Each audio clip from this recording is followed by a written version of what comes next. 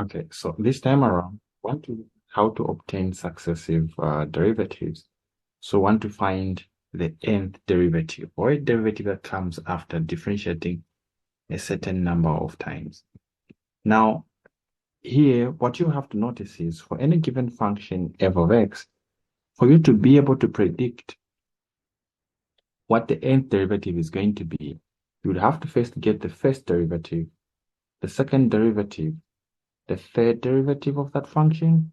Sometimes you can go up to the fourth derivative and maybe fifth, but all in all, as you keep differentiating, a pattern starts to show up to say that it's like all these derivatives, their similarity or what keeps happening is this. Now, to help you understand what I meant by that, let's look at the first type of function. So let's pick one, or let's just say case one. So let's get the first case. And for the first case, let's observe how the nth derivative will look like for functions which have to do with an exponent. So if you have an exponent raised to a power there, how will the derivative look like? So in this case, let's say we have a function y is equal to an exponent, let's say e of ax, where a here is just a constant, just a real number. So what happens? First, you want to get the first derivative. So here, I'll say y prime. So the first one. So either like this, I'll say 1, but I'll just put it like this. So y, but for now, I can go with y prime. So y prime. So when you differentiate this the first time, you remember how you differentiate e, the exponent there. So differentiate the power, you get a comes here, then you have e to the ax. That's the first derivative. Get the second derivative. In this case, when you get the second derivative, differentiate the power again, and then it multiplies down. See that? You're going to have a times a. This is the second a comes down to multiply the a, which is already down. And then this is going to be e to the ax again. This is now just a squared e to the ax. By the time you're getting the third derivative, for third derivative now I'll put a 3, but if I just put a 3, it might look like a power. I don't want to keep using Roman numerals there, so I'll just put this to mean the third derivative. And what happens? So now we're differentiating this for the third derivative. Differentiate the power there, you get a multiplies down again, and now you get a to the power 3, and then e to the ax. Already at this point, you should be able to see a pattern. So here we're getting the first derivative. Let me use the same notation. The derivative, first I'll have a 1 there. Second derivative, I'll have a 2. To mean its derivative, I'll put it in brackets. By the time you continue up to some derivative number n, here n, just up to some derivative n, what do you see? In this case, notice that the order, when we're getting derivative number 2, the power of a down here was also 2. When it was the first derivative, a had the power 1. When it was the third derivative, a had the power 3. What does this mean? By the time you be getting the nth derivative, you're going to have a to the power n. And then this will be e to the power ax. So this becomes the expression for the nth derivative of an exponent. A basic example that you can look at for something like this.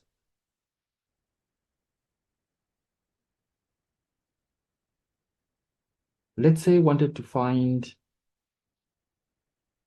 the expression for the nth derivative for a function y is equals to, we can even say e to the power, let's say even 2x minus 3.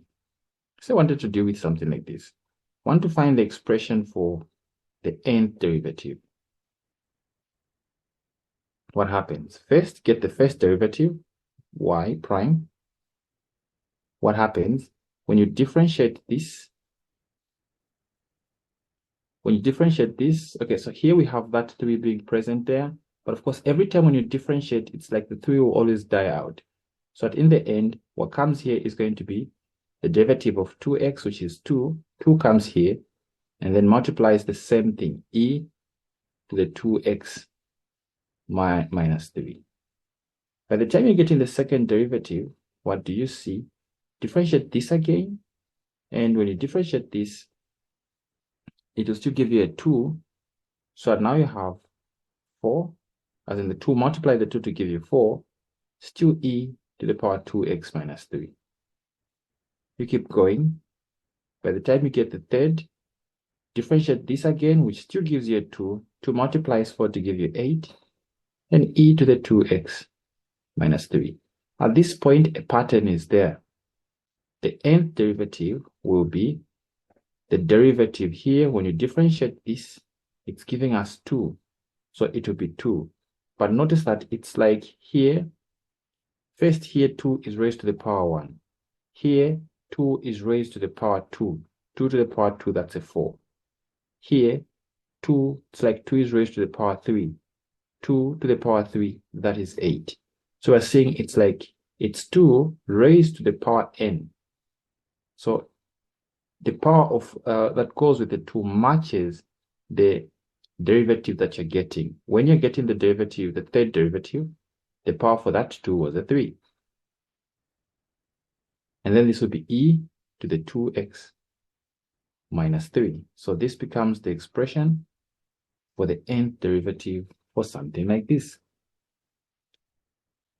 Okay, so basically that is how it goes. Case number 2. What if you have an algebraic function ax plus b raised to some power m? So here, the condition is that for this case, let's take a case where m is a positive integer. So m is a positive integer. And let's pick n here. So I want to get the nth derivative. But when getting the nth derivative, okay, someone trying to join us. Okay, so I want to get the nth derivative. But this nth derivative we're going for a case where n is less than m. So this is a positive number, and the derivative we're trying to get, the derivative number we're trying to get, it has to be before we exceed that power m. Why is that so? Because if I give you x to the power 4, when you differentiate the first time, you get 4x to the power 3.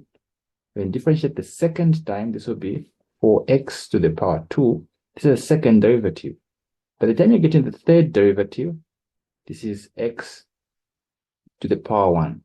And when you get the fourth derivative, you get 4, just 4. Notice that for the fifth derivative now, it will end up being a 0. So here we are trying to come up with the formula that will work as long as the value of n is still less than the power of the original function. So the value of n for which is still less than the original power there. So what happens? So let's define a function y. And this function y, let's say this is equal to ax plus b raised to the power m. So what happens? Because a power is involved, we're obviously going to use something similar to chain rule. Remember how we're differentiating this by chain rule. First, to get the first derivative, m multiplies down, then differentiate what is happening, what is inside there. So first, m multiplies down. In the first part, you don't differentiate, you keep it the way it is. Then reduce the power by 1. After that, differentiate what is inside, the argument.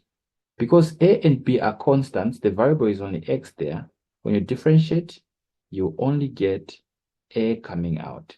So you see that now, for the first part, a shows up. So in the end, perhaps I should write this in 2 steps.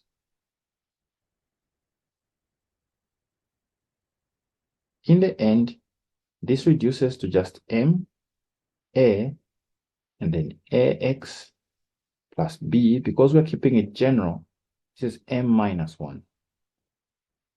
When you get the second derivative, what do we end up with? Now, look at what is multiplying down. This is what is coming down, because that's the new power there. So the m minus 1 multiplies down.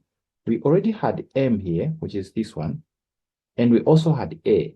But first, the m minus 1 multiplies down. So it comes here. Apart from this, we still had this a here, this one here, and then the original function remains ax plus b. The power reduces by 1, meaning now we have m minus, since we already had minus 1, so m minus 1, then minus 1 again, it becomes minus 2. But what are we multiplying with? Again, differentiate what is inside. When you differentiate what is inside, again, a will come out. So this a will multiply this a here so that you just get a squared. So instead of writing it here for this part, I'll bring it here, a squared. By the time you're getting the third derivative, what do you see? Now you still have these present, m minus 1. Now, what do? We're differentiating again. Notice that we still have the a squared. So let me put the a squared here. I'll reorder them. But when you differentiate, all these are constants. All these are constants. So the only thing you're differentiating is this here. So in differentiating this, the power multiplies down. So you have that m minus 2. It multiplies down. Then what happens? This expression remains the same. You still have ax plus b. Then the power reduces by 1. It is m minus 2. So when you say m minus 2 minus 1, it becomes m minus 3. Then times what? The argument. Differentiate the argument. Notice that again, a comes there. So this a multiplies the a squared to give us a to the power 3. So instead of a squared, I'll remove this one here and just write this one as a to the power 3. Then I'll reorder them so that it becomes clear what is happening. I'll just start with this, and then I'll put the a to the power 3 here. Because it's multiplication, doesn't matter which one comes first. So this is what we have. So at this point, you should be able to see a pattern coming up here. So a pattern must start to show. And what is the pattern? So you can go up, you can get the third one, but it's obvious that it will keep on happening. Firstly, yn, the nth derivative. Firstly, notice that a here, the power for a matches the derivative number you're getting. For the second derivative, a had power 2. For the first derivative, you only had 1a. So it's like, in this expression, you will always have a, and it will be equal to whatever the derivative number is. So a raised to the power n. What else? You also notice that for all these expressions, this part is always there. The ax plus b is always there for the first derivative, for the second derivative, and for the third derivative. So I'll bring it here, ax plus b. But how do we see? When it was the third derivative, the power for this expression was m minus 3. And when it was the second derivative, it was minus 2. When it was the first derivative, it was minus 1. Again, that should be clear what is happening there. It's always m minus whatever the derivative number is, minus n. That sorts out these three, the last two. We still have this. But what is this? It's like we have m, then we have m minus 1, then we have m minus 2. If we continue, we're obviously going to get m minus 3, and so on. And guess what? All these are multiplying. So when you look at this, what behavior is this? Take m to be 5. If m is 5, notice that first you start with m, then times m minus 1, that is 4, times m minus 2, that is 3, times m minus 3, that is 2. This behavior, this is a behavior classic of a factorial. So this will basically just be the same as 5 factorial. So in our current case, we don't have the value of m, so we're keeping it general. So this behavior is classic for m factorial. So because of that, we'll keep this as m factorial. So in the end, this becomes the overall solution. So this is the expression for the nth derivative for something like this. Any questions so far?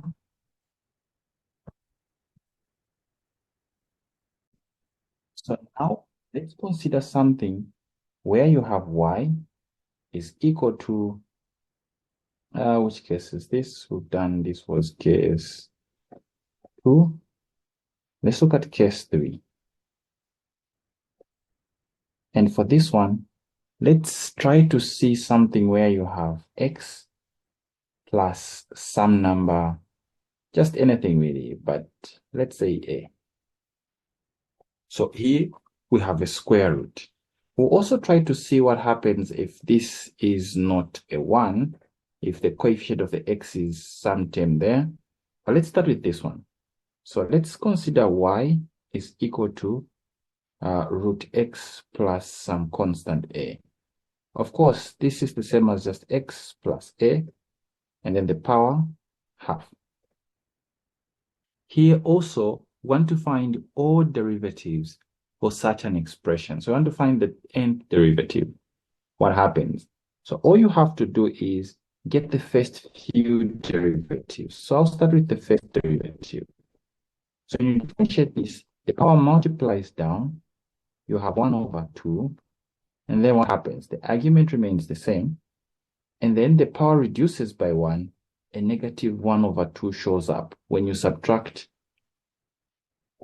1 from 1 over 2. We end up with negative 1 over 2. Now, if you want, you can actually keep it like this, or you can write it as 1 over 2 minus 1. If you just want to track it, you can write it like that. And then when you multiply, now you have to differentiate the argument. If the coefficient of the x is a 1 like this, notice that the argument, when you differentiate, it will just be a 1, which will always reduce to the same thing which we have here. So when you simplify this, you get 1 over 2, and then x plus a, and then the power will be 1 over 2. Let's do it again. Let's get the second one. When you get the second derivative, what happens? The power multiplies down. So the power we have, that's the power there. Okay, are you guys there? Can you guys hear me?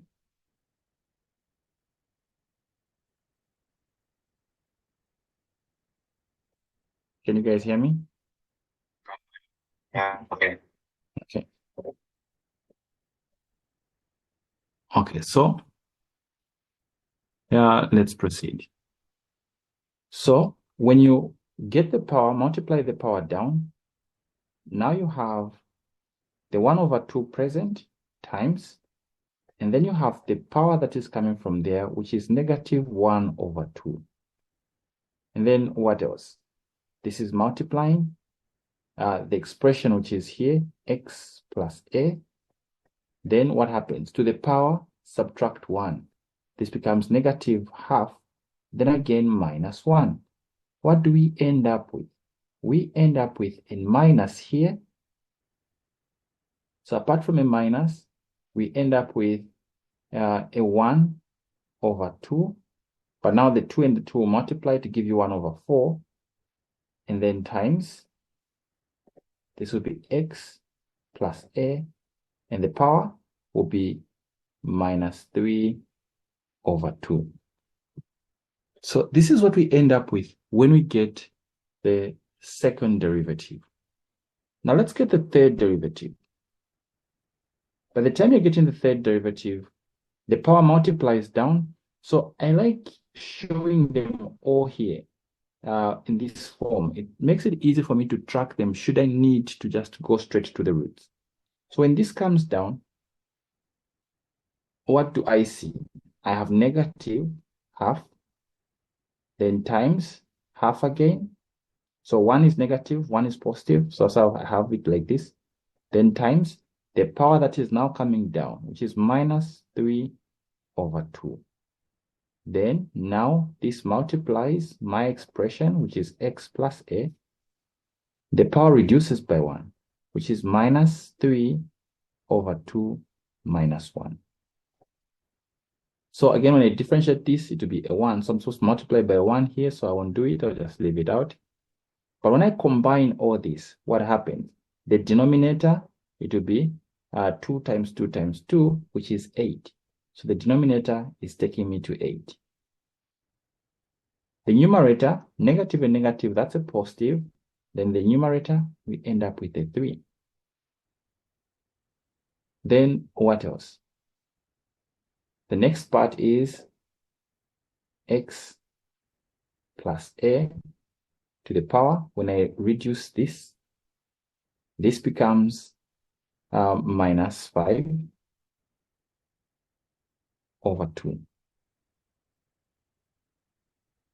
So this is what we're getting. Now let's do one more. Number 4. By the time we get number 4, we're now going to have negative and negative will give us positive, so I won't bother writing that. But we'll have half by 3 over 2, then by 5 over 2, with a negative coming. So this will come with a negative there. And then here we'll have x plus a to the power. Now we'll have this minus 1 as well, which will give us minus 7 over 2. So I've just subtracted in advance. So when you combine it in the end, this one will now be negative. So it will be 2 times 2 times 2, 8 times 2, 16. And then on top, it will be 3 by 5, which will give us 15. So this will be 15 over 16. I hope I've done that one just fine. And then the power, minus 7 over 2. Okay, so at this point now, we want to make a pattern. So how do we come up with a pattern here? So there are several parts that you want to control. Firstly, we see that this one doesn't have a specific sign. Each derivative, the sign keeps alternating. The first derivative was positive. The second derivative, negative. The third derivative, positive. The fourth derivative, negative. So what is that telling us? So to get the nth derivative, let's see which ones are positive and which ones are negative. So we see that the first derivative, when n is equals to 1, it comes out to be positive. But when n is equals to 2, the derivative is negative. So in the power n, or the derivative number we're getting is an even number, the derivative will be negative. But when it's an odd number, you see for odd numbers, it comes out to be positive. So what do we see? To control the negative, we will use -1. So basically you want to raise it to the power n. But notice that here, when n is 1, this will be -1 to the power 1. It will give you a negative number. But do you want this to be negative when the power is odd? No. You see that when the power is odd, that is when you get a positive. When it is even, that is when you should get a negative. What does this then reduce us or force us to do? It now means that the power for the -1 must be a +1. So that if n is odd, let's say the first derivative, this will be -1 to the power 1 plus 1. It's now to the power 2. -1 to the power 2 will be +1, ensuring that our derivative is positive. What if the power is even? Let's say 2. Not the power, the derivative we're getting, the second derivative. For the second derivative, n is 2. So now it's going to be 2 plus 1, which is now giving us -1 raised to the power 3. and negative 1 to the power 3 will give us a negative, ensuring that the second derivative is negative. So this will keep going on. It will make sure that odd derivatives, as in, when n is odd, the derivative will be positive. When n is even, the derivative will be negative. So this is how we control the negative. If it was a case where when n is even, the derivative is positive, we would have left negative 1 to the power n without having to add anything to n. Okay, so that is how we'll control the negative there. So my first part was to control the negative, and we'll just do that. What else is there? So notice that I am approaching this one piece at a time. First, I have controlled the negative, and I am happy with my approach there. Next, I can choose to first notice that, okay, this part is always there, and that is x plus a. What is its power? The power, notice that it's basically half. Throughout this process, it is half, and then we're subtracting something from half. And let's see, what are we subtracting from half? So it's half. In the first derivative, it was half minus 1, which gave us negative 1 over 2 as the power. That was the first one. That's how we ended up with this. In the second part, we subtracted to the thing where we subtracted 1 already. To the thing where we subtracted 1 already, we subtracted 1 again. In other words, we were subtracting from half, we're getting minus 2. So it's like we had half, we subtracted 1 earlier, but now we're subtracting 1 again. So this is what we mean when we say negative half minus 1. But basically, it's half minus 2. And when you say half minus 2, what we end up with, we see that this is the one that reduces to give us negative 3 over 2, which is what we had for the second derivative. In the same way, for the third derivative, what is that? It's 1 over 2 minus 3. And what happens here? It's minus 5 over 2, which is what we had for the third derivative.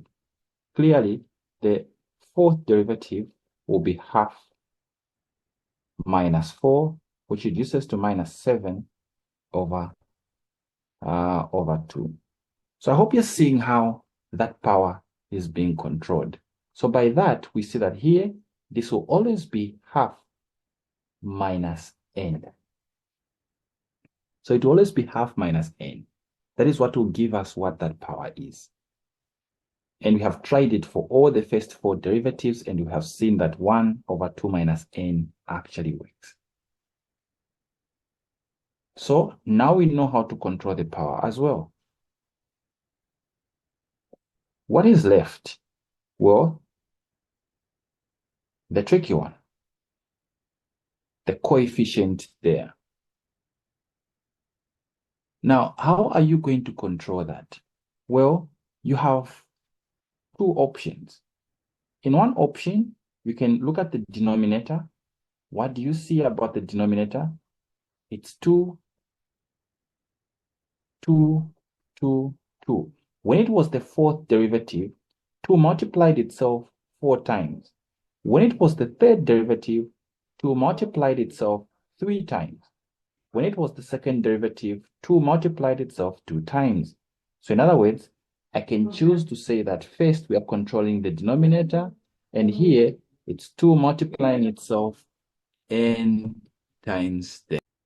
So for this top part now, firstly, you want to understand that to control the top part, this works for n greater than 1, meaning for derivatives which are greater than 1, let's say the second derivative, third, fourth, and so on. There will be instances where it won't work for the first derivative, the second, and the third, and then your prediction only works for the third, the fourth, fifth, and going up. So here, we're only going to use this for derivatives higher than 1. We're going to test it to see if it works for 1 as well, but if it doesn't, we'll test it for 2, 3, 4 going up. If it works for those, then we'll leave this condition in place. But what are we seeing there? So as we pointed out, apart from the first derivative where the first half was introduced. Everything else that follows for the second derivative, we see we have 1, we skip we skip one number, we start from 1. Next, the third derivative, we see we have the next odd number. The fourth derivative, just a number, that's now 5. So I want to see, how do we control all this? Next, the fifth derivative, we have, so for the fifth derivative, as we were saying, we're going to end up with a 7. But basically, what you want to see is that it's always the power that is multiplying down. But how is the power obtained? The power is obtained by half, multiplying or not multiplying, half minus n. If I was to simplify this a little bit, we're going to end up with 1 minus 2n over 2. This is the thing that kept multiplying down there. But we sorted out the negative. So we really don't want a negative to show up. Because if you keep it like this, you'll notice that it will keep giving you negative expressions. So what we'll do is, I'll just swap these. So that now I have 2n minus 1 over 2. But we already saw how the 2 is coming in. Since we're saying we're controlling this separately, we're controlling the 2 separately. So instead, we just want to see the top part on its own. So the top part is being controlled by this part. Let's see this. For the second derivative, what did we have? Let's even start from the third. From the third derivative, we had 3 here. And the top part, according to this, for the third derivative, we have 2 by 3 minus 1, which is 6 minus 1, and that is 5. So for the third derivative, did we have a 5 being introduced? Is it that? So this 5 was introduced on the fifth derivative, not on the third derivative. Okay, so let's see, did we misplace it somewhere? Okay, so let's see, where is that? Oh yeah, this is the power, that minus 3 was done at this point. As in n minus 3, the one that we will have used here. Yeah, this one here. This is done. We only use minus 3 when we subtract 3. Yeah, this one we subtract 3. So this only multiplies at number 4. So it doesn't multiply at number 2. So you need to find a way of tuning it down so that it comes here. So what do we see for that one? So for that one, what I'm saying is that what is multiplying is always 1 less than the derivative we are on. Like when we're getting the third derivative for number 3, it's like the thing multiplying down is going to be, or the thing multiplying on top, this one here. It will be, n will not be 3, but instead n will be 2. So that we have 2 times 2 minus 1. 2 times 2 is 4 minus 1. And this will give us 3. So it's like for each one, when I use to the power n, it implies that what I must have here is going to be 2 multiplying whatever n is minus 1. This is what will be multiplying. Then I have the minus 1 that follows. So here I'm just trying to control the top part. So I want to see, can I simplify this further? This is now 2n minus 2. Then I have minus 1. This is giving me 2n minus 3. Okay, for n is 2. For n is 2, this is 4. Okay, when I simplify it like this, it seems like it's not going to do what I want it to do. Oh yeah, when n is 3, yeah, okay, it actually works. When n is 3, meaning y, the third derivative, when n is 3, if I'm using this becomes 2 by 3 minus 3. This becomes 6 minus 3, and this gives me 3. Okay, next, when n is 4, I'm going to have 2 by 4 minus 3. 2 by 4, that is 8 minus 3, and this gives me 5, which is what I wanted. Now, let me put them back together.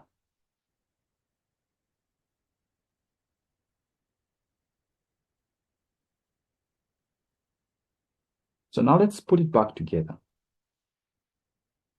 See, for this one, it's a little bit tricky. You can't really just put one expression that will work for everything to say this factorial and so on. But instead, we'll say this is going to be times the first expression. So we're going to get the first few. What starts first? So what starts? We have 1 for the first derivative. Then again, we have 1. And then we have 3. Then we have 5. So I'll put that. So 1 and 1 will not really change. But then I'll say this is times 1, then times 3, then times. For the next part, I'll skip a few. And I'll say we have to multiply up to times. Now I'll bring that expression that we came up with. This is 2n minus 3. To multiply up to 2n minus 3. And then this is basically just the top. The denominator, we saw that the denominator was just 2 to the power n. And finally, this is x plus a to the power 1 over 2 minus n. Now, you just have to control for which values of n this works and where it actually terminates. Because what this implies, let's say I wanted to get the third derivative, y to the power 3. So you have to show to say for n is equals to you have to just control to say, because what I'm looking at is this part controls how I am getting these terms. These terms are being obtained by this expression. So let's say we're getting the third one. First, we control the negative. N is 3 plus 1. And then, yes.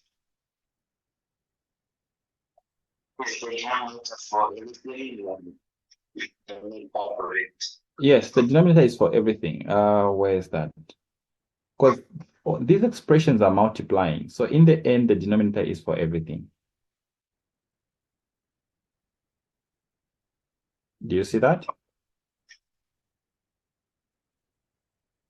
Yes, I can see it. Okay.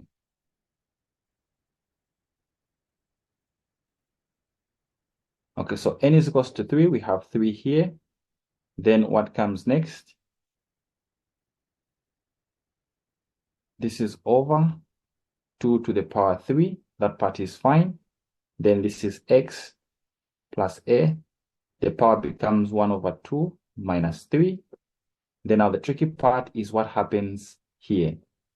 So the first part is how do you get these expressions? First, you have n is equals to 1. So here, does it work for n is equals to 1? When n is 1 here, you have this is going to be a negative 3. So you want to avoid n is equals to 1. I think I did point out earlier to say this is only going to be useful for n greater than 1. How about n is equals to 2? For n is equals to 2, this is going to be 2 times 2, this part, 2 times 2, which is 4. Then 4 minus 3, which is going to be 1. So the first one appears. Then n is equals to 3, which is where we are. N is equals to 3, this is going to be 2 times 3, which is going to give us 6. Then 6 minus 3, which is going to give us 3.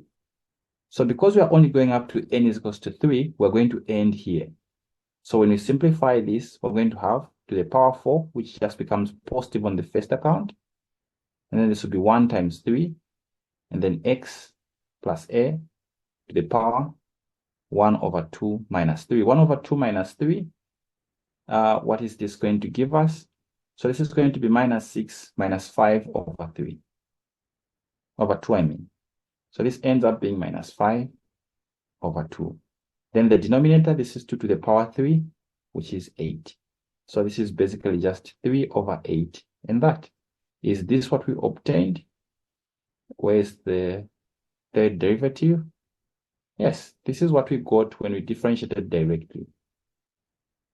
Let's try n is equals to 4. For n is equals to 4, according to our expression,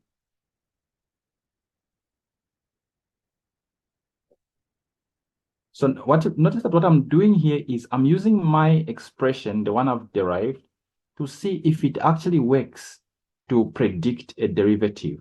All I said is it will be useful for n greater than 1. So n is equals to 4 now. What do we have? So this is now minus 1 to the power n is 4. So this is going to be 4 plus 1. That's what I have since this is n plus 1.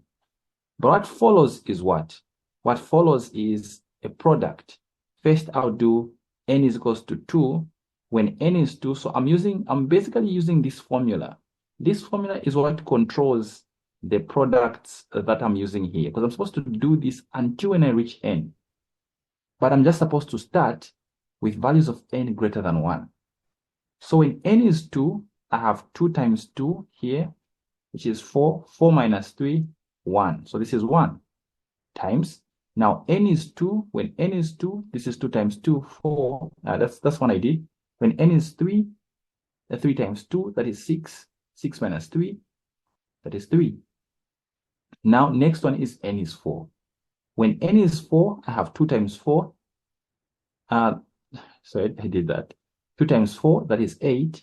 8 minus 3, that is 5. So a 5 comes here. So by the time I was doing n is 4, I would have reached here, since that's the one I was going for. So I don't have to do this anymore. So this now will multiply x plus a. And then to the power what? This is going to be to the power half minus my n is 4. So half minus 4. What is my denominator? My denominator is 2 to the power n. So this will be 2 to the power 4. So now we can simplify. The power will be 5. So negative 1 to the power 5 will be a negative. Then 1 times 3 times 5 is 15. 2 to the power 4 is 16. And then this is x plus a to the power. This is going to be minus 7 over 2. This becomes the fourth derivative. Is this what we found?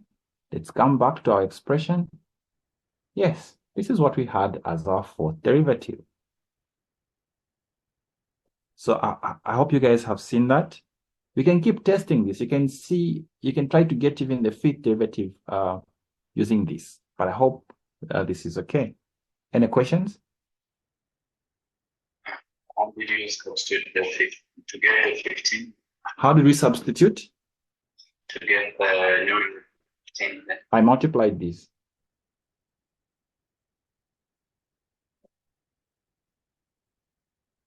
One times 3 times 5, that is what gave me that 15.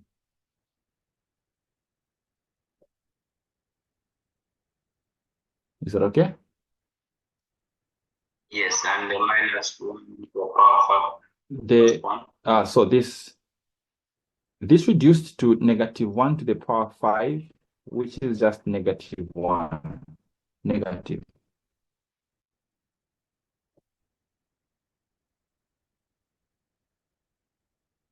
Have you seen that?